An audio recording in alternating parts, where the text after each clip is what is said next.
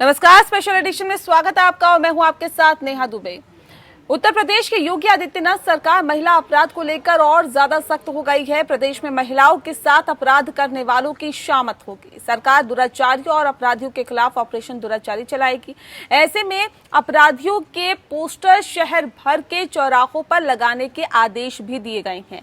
CM Yogi Adityanath ने कड़े शब्दों में कहा है कि कभी भी और कहीं भी महिलाओं के साथ कोई आपराधिक घटना घटती है तो संबंधित बीट इंचार्ज, चौकी इंचार्ज, थाना प्रभारी और सीओ इसके जिम्मेदार होंगे।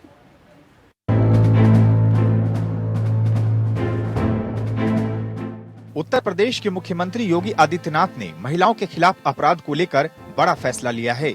यूपी में अगर कोई भी महिलाओं से छेड़खानी करते पकड़ा जाता है तो उसके पोस्टर शहर में लगेंगे। मिशन दुराचारी के तहत महिला पुलिस कर्मियों को जिम्मा दिया जाएगा। महिला पुलिस शहर के चौराहों पर नजर रखेगी। प्रदेश में महिला अपराध के कई मामले सामने आने के बाद सीएम योगी ने ये फैसला लिया है। मुख्यमंत्री ने अधिकारियों को निर्देश दिया है कि सरेराह छेड़खानी करने वाले शोहदों और आदतन दुराचारी के खिलाफ सख्त कार्रवाई की जाए। साथ ही सीएम योगी ने बड़ा फैसला लेते हुए ऐसे अपराधियों के पोस्टर सार्वजनिक स्थल पर लगाने के निर्देश दिए हैं। सीएम योगी ने कहा कि महिलाओं से किसी भी तरह का अपराध करने वाले अपराधियों को महिला पुलिस कर्मियों से ही दंडित कराया जाएगा। ऐसे अपराधियों और दुराचारियों के मददगारों के नाम भी उजागर करने का आदेश दिया गया है। साथ ही ये भी कहा गया है कि जिस तरह एंटी रोमियो स्क्वाड ने मनचलों और महिलाओं के साथ अपराध करने वालों की कमर तोड़ी, वैसे ही हर जनपद की पुलिस ये अभियान चलाती रहे। सीएम योगी ने कहा कि महिलाओं और बच्चियों के साथ किसी भी तरह की घटना को अंजाम देने वालों को समाज जाने, इसलिए चौराहे पर ऐसे अपराधियों के पोस्टर लगवाए जाएंगे।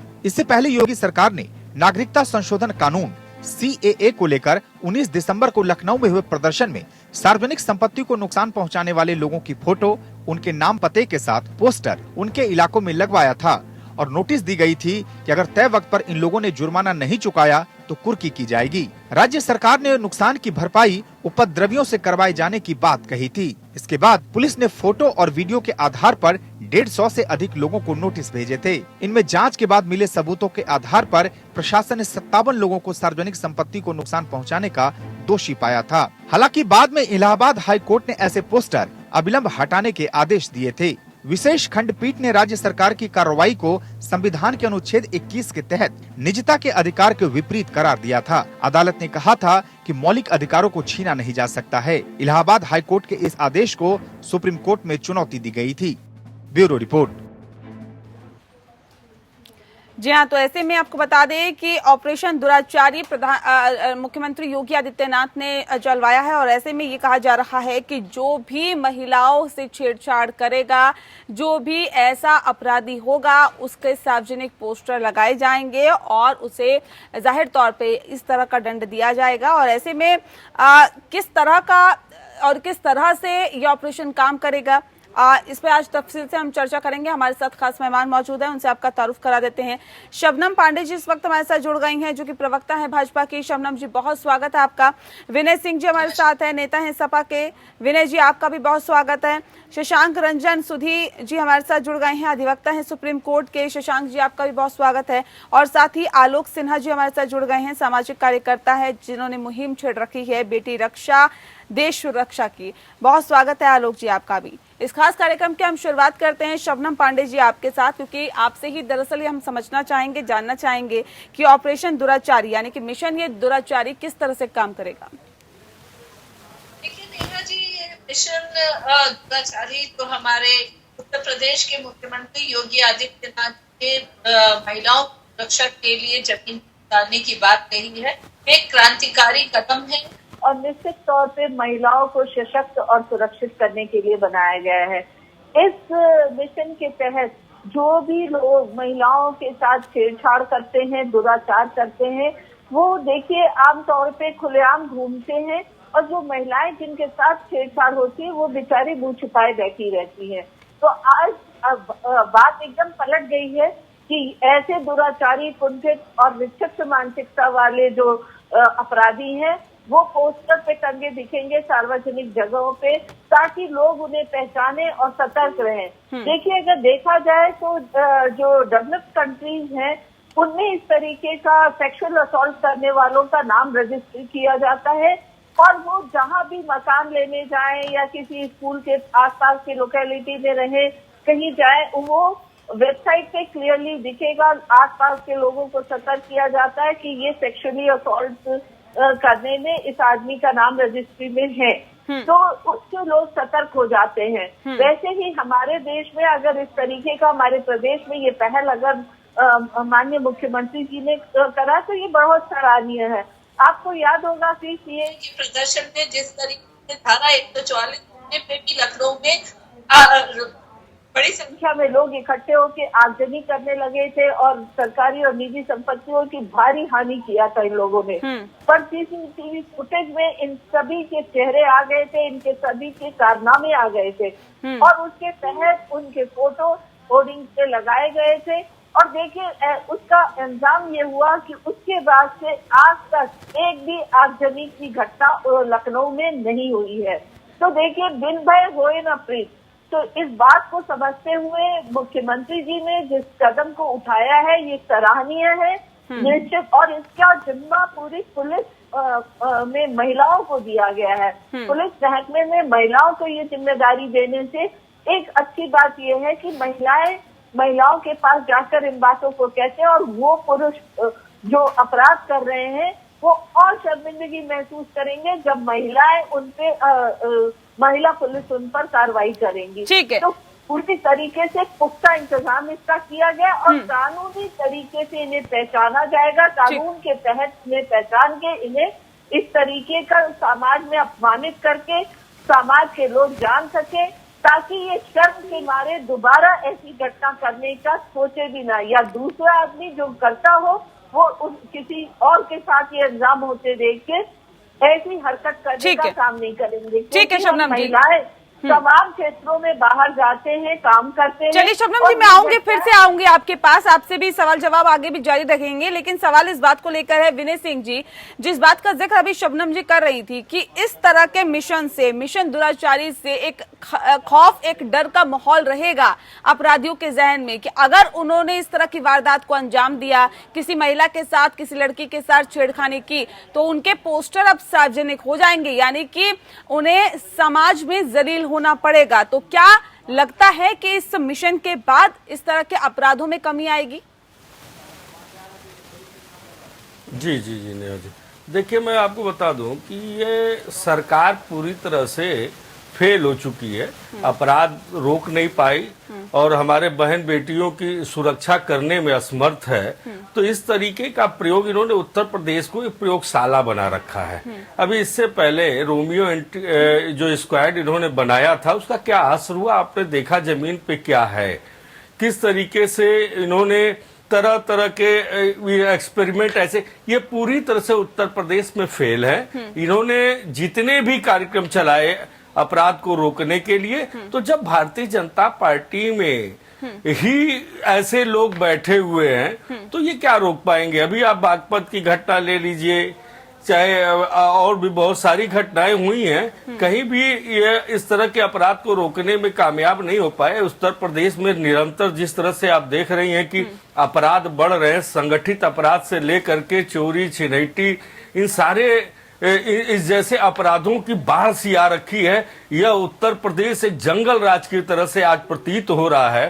तो हमारे माननीय मुख्यमंत्री जी के पास कोई विजन नहीं है, कोई योजना नहीं है। इस तरह का एक्सपेरिमेंट केवल जो है यह उत्तर प्रदेश को एक रंगमंच बना रखा है, रंगमंच बना रखा है। पहले हालात अच्छे थे क्या जी? इससे पहले हालात अच्छे थे क्या? इससे बिल्कुल बिल्कुल, इससे पहले कम से कम अपराधी पकड़े जाते थे जेल में। आप ये बताइए कि जब इन्होंने जो पोस्टर लगाने की बात करी है, ठीक है, अगर इस तरह का कोई कार्य करता है तो कतई उसे माफ नहीं किया जाना चाहिए, लेकिन क्या आप उसे किसी ने किसी की शिकायत कर दी अब तत्काल? इससे पहले आपने अभी बताया है कि हाई कोर्ट ने इस तरह के कार्यों पर रोक लगाया था, उसने फटकार भी लगाई थी।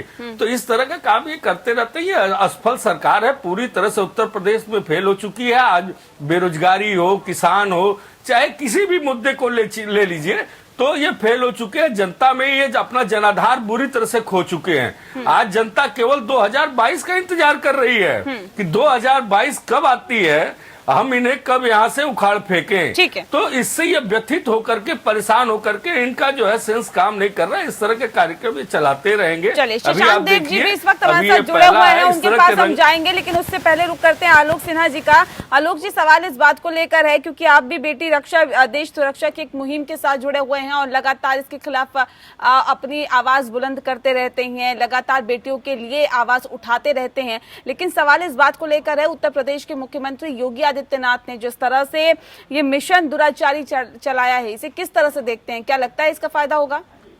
मैम, सबसे पहले मैं नमस्कार करूंगा और सबसे पहले ये कहना चाहूँगा कि जो मुख्यमंत्री जी ने जो अभी पोस्टर लगाने की बात कही है वो बिल्कुल सही है और अच्छा है, लेकिन मैं कहना चाहता हूँ कि जो तब ये सही होगा, आम जनता को तब ये सही लगेगा जब कुलदीप सिंह सेंगर, साक्षी महाराज, इन सब के पोस्टर लगे, जब हमारे विधायक के पोस्टर लगेंगे, जब हमारे सांसद के पोस्टर लगेंगे, जब हम जनता बिलीव कैसे करेंगे?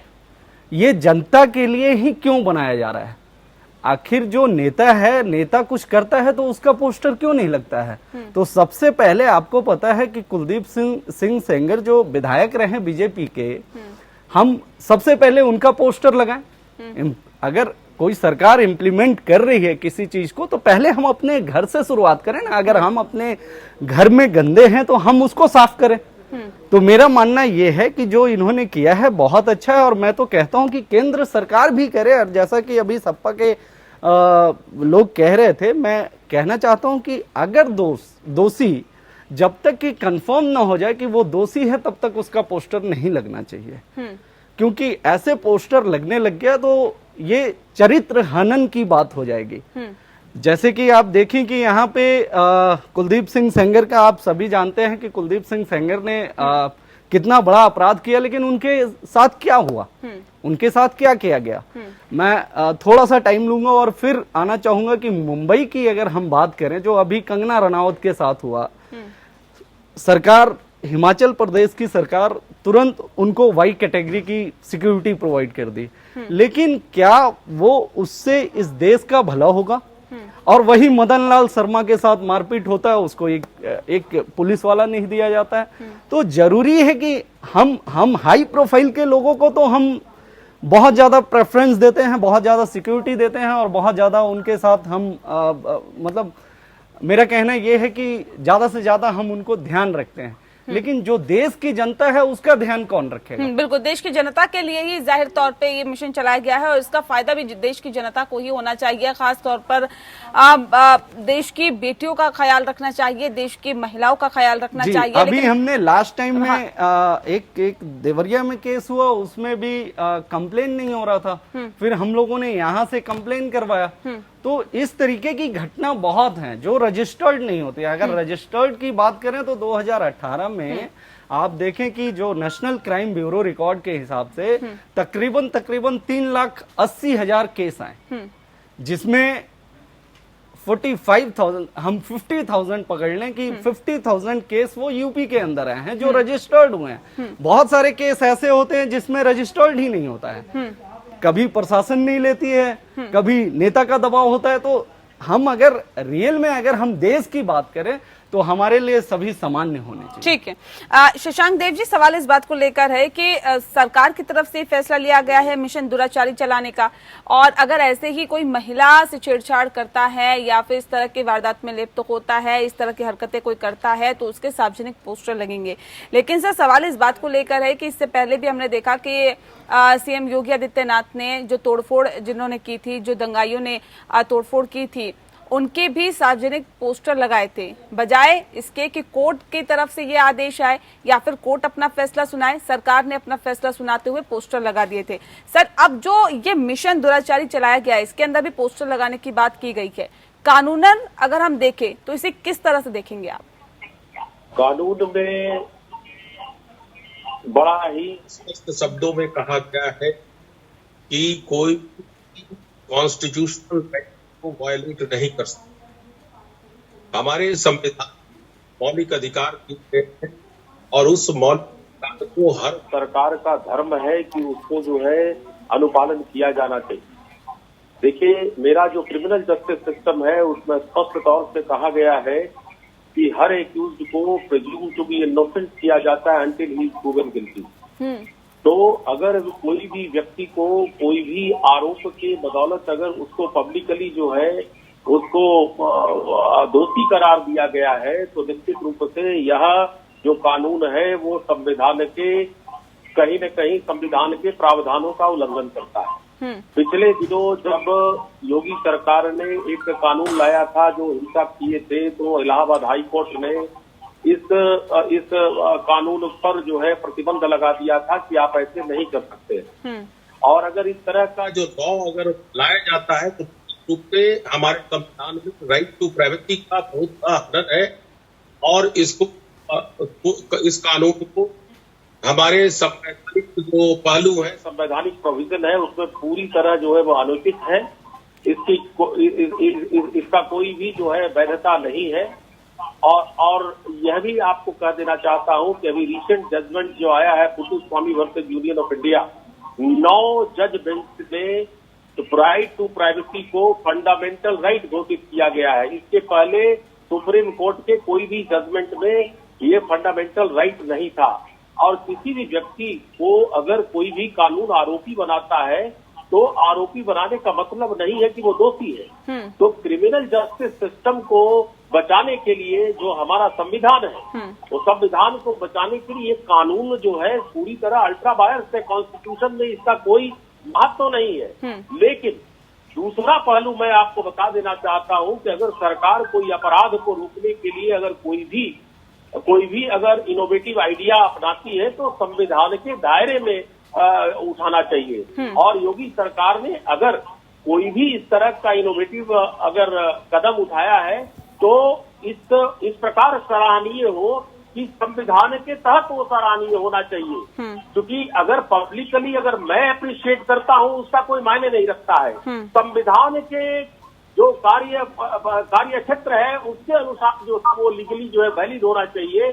अदरवाइज उस लॉ का कोई भी उसका जो है वैधता नहीं है और वो कोर्ट में नहीं। जो है आप क्या कहना चाह रहे हैं, ये जो कदम उठाया गया है या मिशन दुराचारी के तहत जो अपराधी होंगे या फिर जिनके ऊपर आरोप लगेगा उनके पोस्टर लगाए जाएंगे, तो क्या ये संविधान के दायरे में रहकर उठाया हुआ कदम नहीं है क्या? नहीं, ये तो हो ही नहीं सकता है।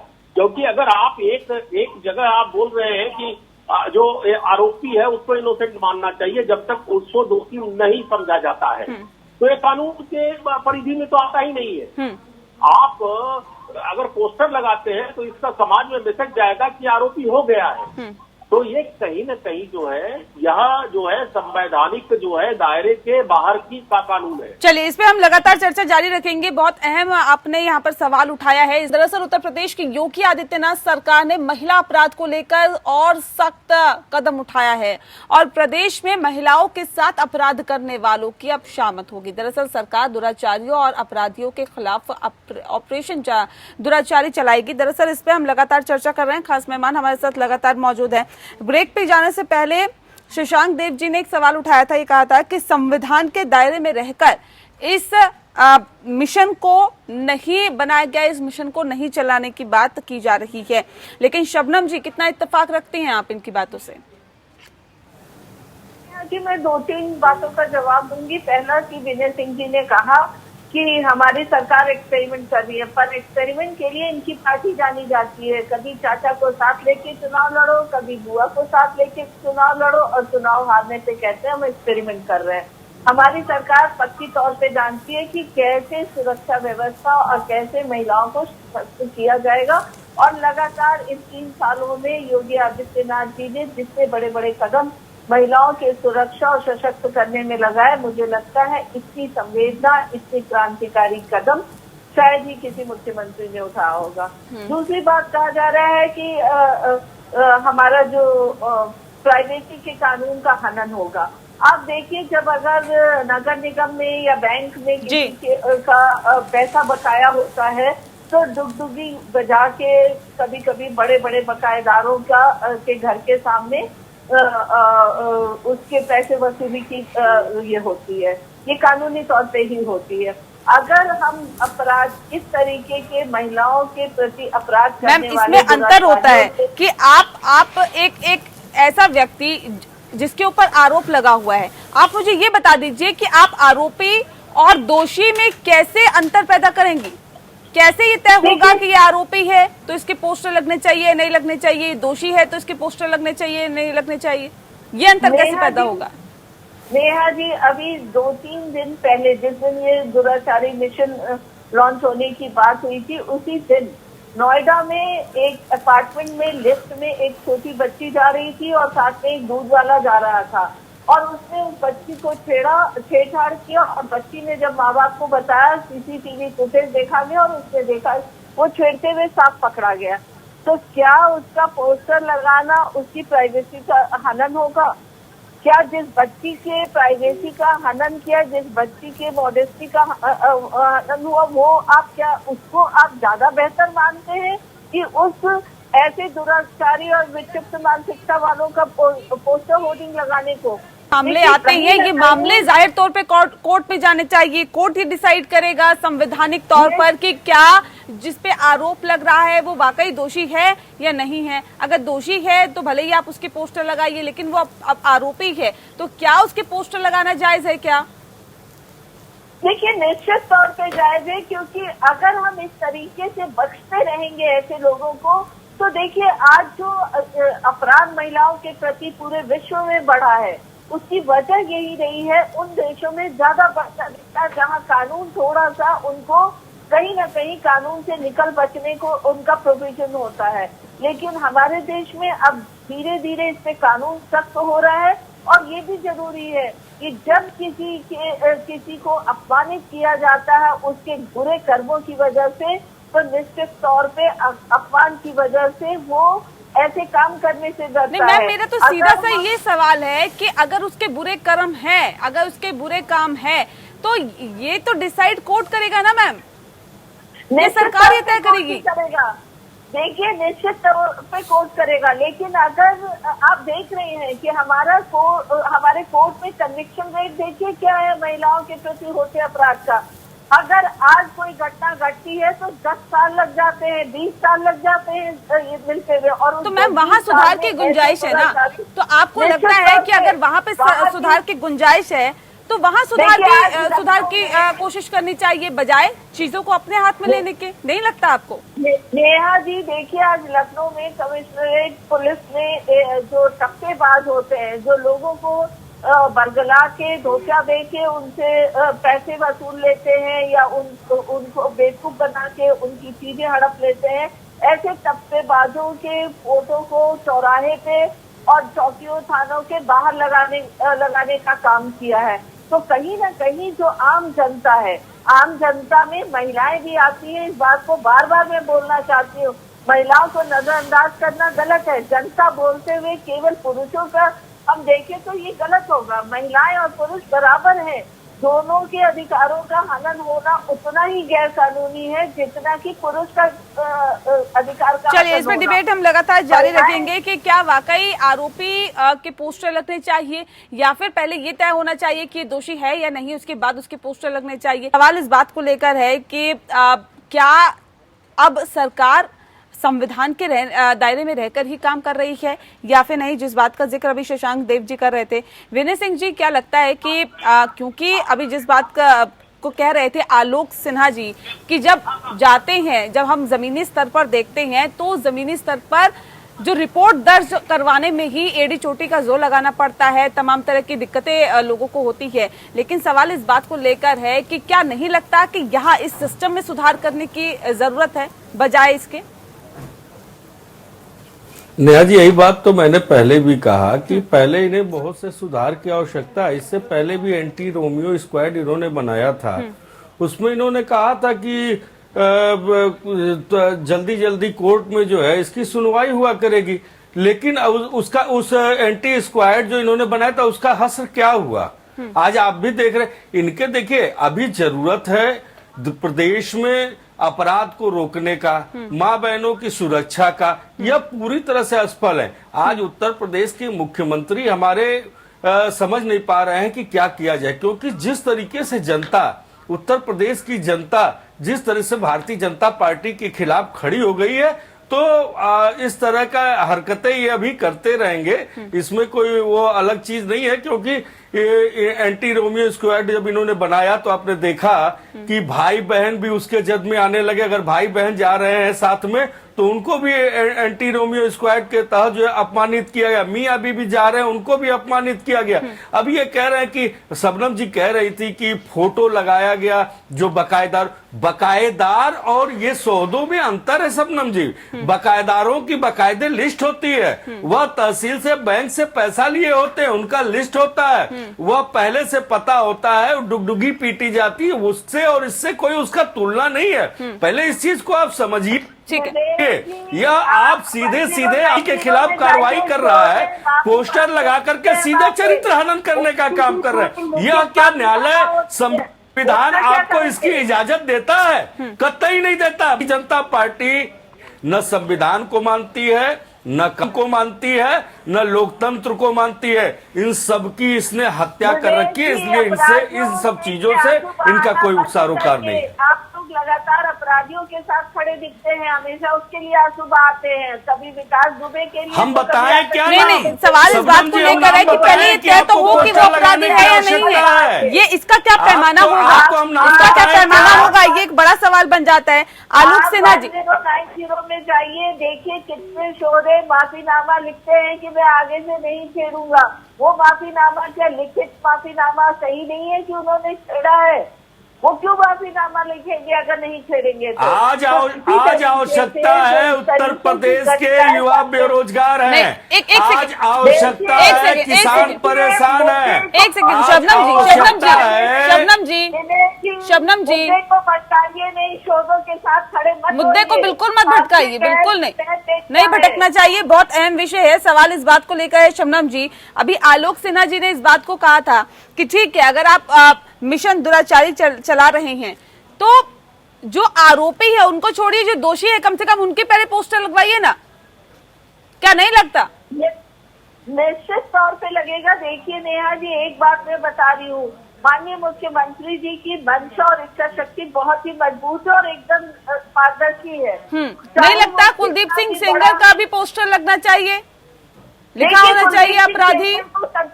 सरकार ने कहीं नहीं बचाया। आज वो जब दोषी सिद्ध हो गया, उस पर कार्रवाई हो रही है। सरकार इस पर कोई भी बचाने का काम नहीं कर रही है। और ये बात अगर ये कहे कि वो हमारी पार्टी में था तो अरे आपने कुलदीप सिंह सेंगर की बात की, चिन्मयानंद की बात नहीं की।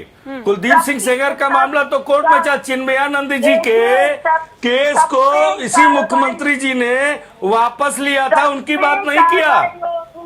क्या चिन्मयानंद जी के पोस्टर लगेंगे? कोई भी ऐसा क्या चिन्मयानंद महाराज के पोस्टर लगेंगे? ठीक है, तो पक्का नहीं जाएगा। आप अपने देख लीजिए, गायत्री प्रजापति को मंच पे लेके घूमते ये झूठ बोलते हैं। भारतीय जनता पार्टी नीचे से लेकर ऊपर तक केवल झूठ बोलती है। ठीक है, एक सवाल आलोक जी से ले लेते हैं। ठीक है शबनम जी, मैं लौटूंगी आपके पास। ठीक है, मैं लौटूंगी आपके पास। आलोक जी, सवाल इस बात को लेकर है, इससे पहले हमने देखा कि एंटी रोमियो स्क्वाड चलाया गया, इसके बाद अब जिस तरह से मुख्यमंत्री योगी आदित्यनाथ ने मिशन दुराचारी चलाया है, क्या नहीं लगता कि इन मिशंस को चलाना एक अलग चीज है, लेकिन कहीं ना कहीं सिस्टम में यहाँ पे सुधार की जरूरत देखने को मिलनी चाहिए? नेहा जी, जैसा कि आप भी जानते हैं कि हम लोग कितना भी टीवी पे आके बोल लें, जरूरी है ग्राउंड पे आके काम करने की, चाहे वो बीजेपी सरकार हो, सपा हो, कोई भी हो। नेता अगर हम इसको मुद्दा बना के बात करते हैं, जो देश की जननी है, हम उसको अगर मुद्दे की बात कर रहे हैं तो ये तो मुद्दा बन के रह जाएगा। आपको पता है, आपको भी पता है, आप खुद ही एक महिला हैं, आपको पता है कि आप कितनी सुरक्षित हैं, चाहे वो देश के किसी भी जगह पे हो। जब आप अगर हम दिल्ली की बात करें, आप देखें, मैं यूपी से थोड़ा सा आपको लेकर दिल्ली चलता हूं, तो दिल्ली में आप देखें कि पिछले दिनों 90 साल की महिला के साथ रेप हुआ, उसमें सरकार कहां है? मैं मीडिया से भी कहना चाहता हूं कि उसको क्यों नहीं उठाया गया। आप सोचे कि 90 साल की महिला, अब पहले बच्चियों के साथ शुरू हुआ, अब महिला जो 90 साल की हैं, जो हमारी दादी की उम्र की हैं, उनके साथ भी रेप होता है। कितने नेता वहां पहुंचे और क्या किया इन लोगों ने? तो हम लोग देखिए, हम लोग तो बेटी रक्षा देश सुरक्षा एक मुहिम चलाते हैं, आपको भी पता है। और हम बेटियों के, ग्राउंड लेवल पे महिलाओं के- सर जब आप देखते हैं ऐसी महिलाएं, ऐसे युवतियां जब अपने खिलाफ जो उनके साथ होता है उसके खिलाफ जब आवाज उठाती है या फिर थाने का रुख करती है, उन्हें किस तरह की दिक्कतों का सामना करना पड़ता है, क्या कुछ उनके साथ होता है, क्या कुछ उन पर बीतता है? देखिए, आपको भी पता है कि महिलाओं का शोषण किसने किया। अगर जिसका रेप हो रहा है वो बहुत ज्यादा शोषित है, जब वो थाने जाती है तो एक SHO होता है जो उसका केस लेने से मना कर देता है। उसके बाद वो दर दर भटकती हैं, किसी NGO के साथ, किसी के साथ वो मिलके फिर अपना केस फाइल कराती हैं।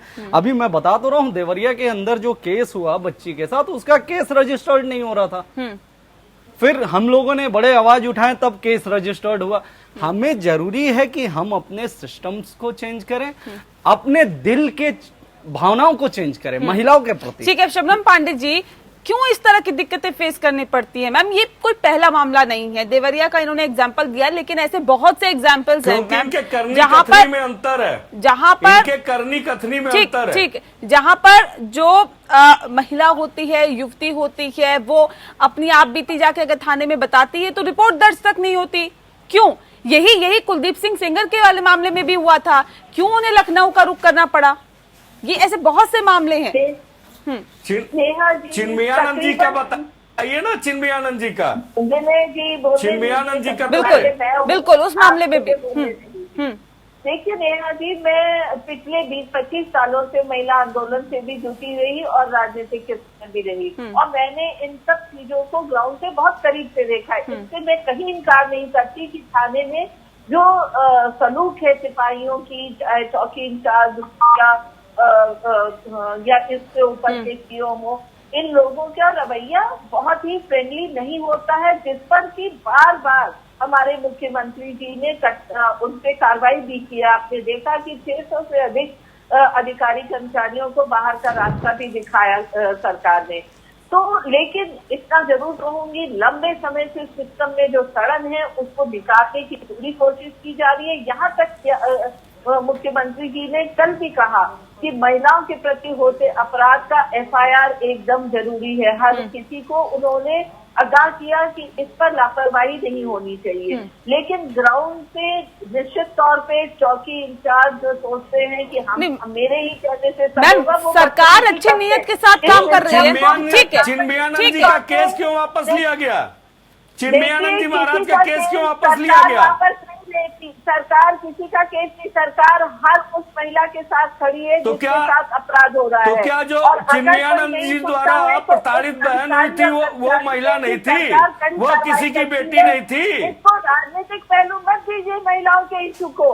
यही गलती है इन पुरुषों के कि जब हम महिलाओं के इशू पे बात करते हैं तो ये निश्चित तौर पर उसको राजनीतिक कोड देते हैं ताकि जो सौदे हैं वो कभी ना पकड़े जाए।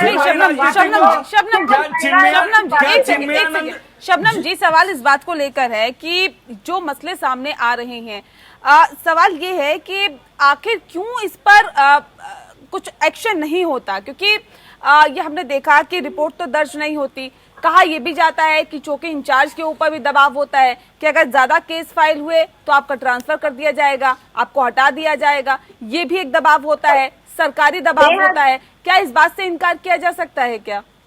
नेहा जी, इस बात से मैं निश्चित तौर पे इनकार करूंगी, क्योंकि हमारे मुख्यमंत्री योगी आदित्यनाथ जी ने इस बात को साफ तौर पे कहा है कि एक FIR होना चाहिए।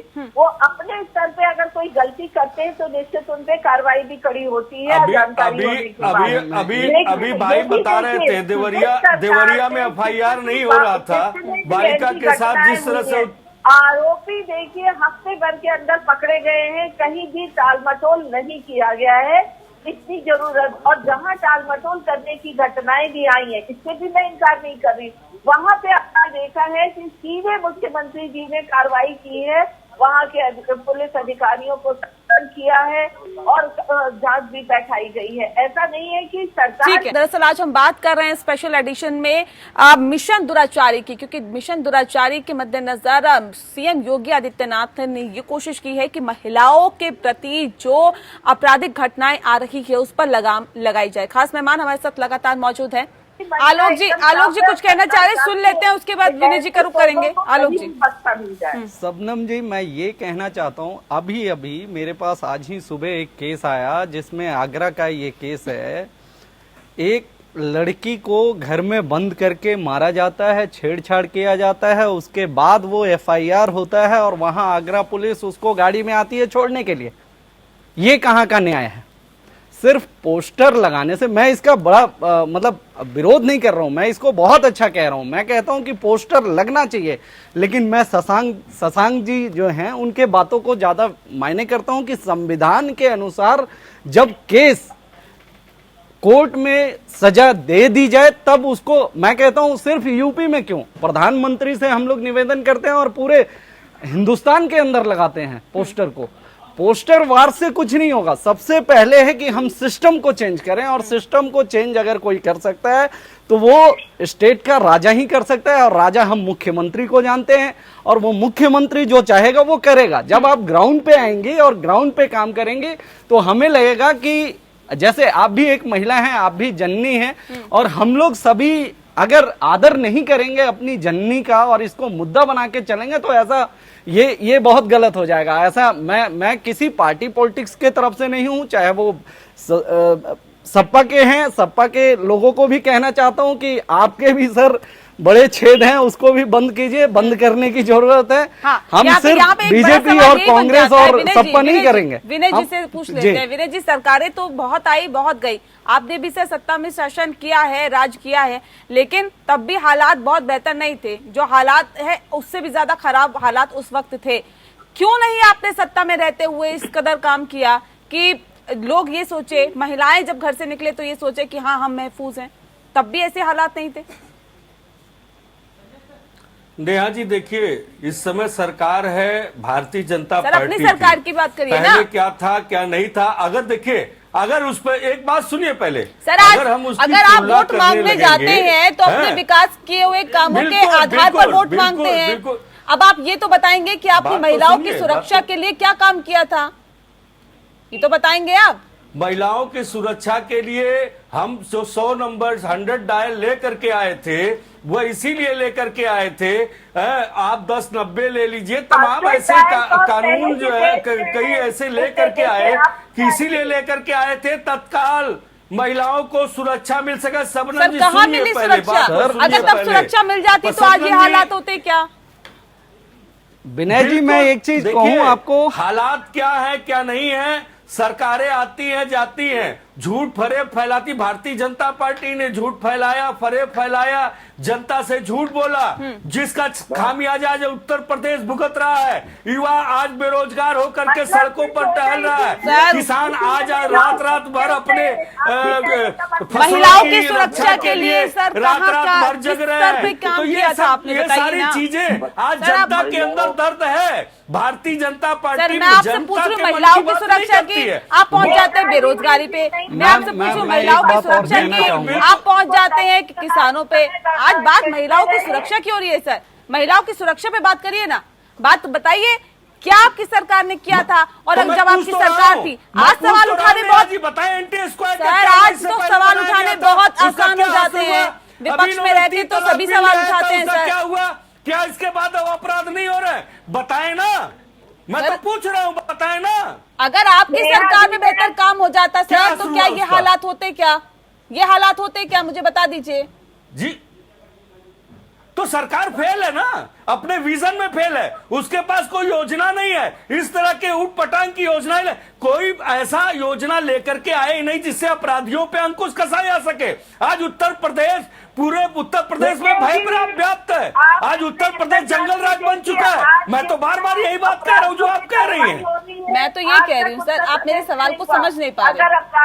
अपराधियों पे कार्रवाई होती तो कानपुर जैसी संगठित घटना जिसमें 8-8 पुलिस वाले मारे जाते, क्या ऐसा कृत्य होता क्या?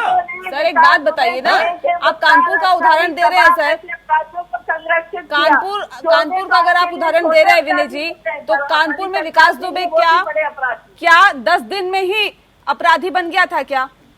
उसका ट्रैक रिकॉर्ड नहीं पता क्या आपको? क्या उसका ट्रैक रिकॉर्ड था? किस किस सरकार में वो ज्यादा फला फूला, ये नहीं पता क्या आपको? सवाल इस बात को लेकर है कि अपराधियों के खिलाफ अगर आपकी सरकार ने कदम उठाए होते तो क्या आज इस तरह के हालात होते क्या उत्तर प्रदेश में? मैडम एक चीज मैं बताना चाहता हूँ, बिल्कुल बिल्कुल। देखिए, मैं शशांक जी आती हूँ आपके पास। खिलाफ सख्त से सख्त अपराधियों को ये तो ठेका पट्टा देखते थे, ये उनसे कार्रवाई थोड़ी करते थे। आज देखिए अपराधियों पे कार्रवाई हो रही है। अपराधी किस तो शबनम जी तरीके से बताइए, क्या चिन्मयानंद जी को आप सौदा कहेंगे या नहीं कहेंगे? सौदे कहेंगी कि नहीं कहेंगी बताइए आप? चिन्मयानंद को सौदे कहेंगी कि नहीं कहेंगी आप? ठीक है शशांक जी, चिन्मयानंद जी को सौदे कहेंगी कि नहीं कहेंगी, आप ये बताइए पहले। ठीक है सर, लौटेंगे इस पे। पोस्टर शशांक जी आपसे मेरा एक सवाल है सर, एक ये भी एक बड़ी वजह मानी जा सकती है कि कोर्ट पे जब महिला जाती है, अपने खिलाफ आवाज उठाती है कि किस तरह से मेरे साथ छेड़खानी हुई है या फिर मुझे किस तरह की स्थिति का सामना करना पड़ता है या पड़ रहा है, तो ऐसे में उसको इंसाफ मिलते मिलते एक लंबा वक्त बीत जाता है। तो क्या ये भी एक अहम और एक बड़ी वजह है कि सरकार इस तरह का कदम उठाने में कहीं ना कहीं मजबूर हुई? देखिए, मैं आपको स्पष्टता से बताना चाहता हूं कि हमारा क्रिमिनल जस्टिस सिस्टम 70 साल के बाद भी पूरी तरह फेल है, क्योंकि जो व्यक्ति को न्यायालय में इतना समय लग जाता है। आप कोई भी केस देख लीजिए, चाहे क्रिमिनल हो चाहे सिविल हो, स्थितियां जो है बद से बदतर होती जा रही है। ऐसा नहीं है कि मेरे देश में कानून नहीं है, मेरा देश में कानून है कि 166 सेक्शन 166 के सीआरपीसी के तहत अगर पुलिस स्टेशन के दरवाजे पर पहुंचती है तो पुलिस का ये मैंडेटरी कर्तव्य है कि एफआईआर करे। दिक्कत यहाँ आती है कि ये जो नेतागण है जो बोलते हैं हमारे सरकार में बहुत अच्छा हुआ, वो बोलते हैं कि हमारे सरकार में अच्छा हुआ, इससे मुझे बहुत दुख होता है।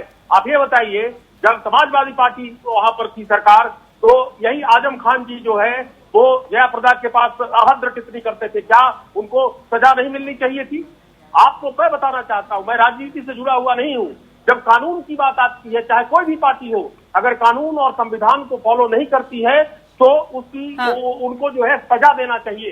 ये पार्टियां जो है केवल एलिगेशन लगाती है, ये अगर परफॉर्म नहीं करेंगे, हम लोग 5 साल के बाद वोट देते हैं इनको 5 साल के लिए, और ये हर फ्रंट पर फेल होते हैं। क्या इनको सजा नहीं देना चाहिए अगर ये अपने प्रोमिसेस को डिलीवर नहीं करते हैं? आज आपके यहाँ जो है, आपके जो बच्चे हैं, आपकी लड़कियां सुरक्षित नहीं है, इससे बड़ा हास्यास्पद क्या चीज है?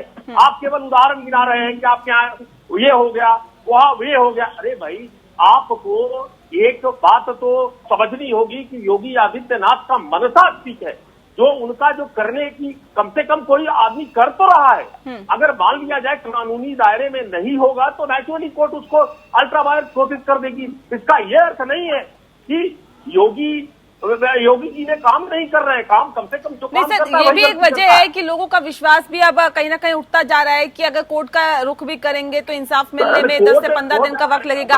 यहाँ पे किस तरह के बदलाव की आप गुंजाइश देखते हैं? कहाँ पे बदलाव होना चाहिए? मैं बता रहा हूँ, हमारे देश में एक केस डिस्पोजल एक्ट आना चाहिए कि अगर 5 साल का सजा होना, 5 साल के अंदर आपको खत्म करना चाहिए, 2 साल के अंदर ये केस खत्म होना चाहिए। जब तक एक लिमिटेशन नहीं आ जाए, जैसे 5 साल के बाद हमारे यहाँ चुनाव होता है, उसी तरह से जितने भी नारियों के विरुद्ध जो है अगर कोई भी अपराध होता है उसको 1 साल में खत्म करने की जरूरत है। एक कानून आना चाहिए और उस कानून को हर पार्टी जो है उसको सपोर्ट करे, और तभी इस देश में क्रिमिनल सिस्टम जो है वो सुधरेगा। आज हमारे यहाँ औरतें बहुत ही असुरक्षित है, चाहे वो पुलिस में हो, चाहे वो लॉयर हो, चाहे वो जर्नलिस्ट। चलिए शशांक जी, लौटेंगे आपके पास। यहाँ फिलहाल स्पेशल एडिशन में इतना ही। इसी के साथ मुझे दीजिए इजाजत। नमस्कार।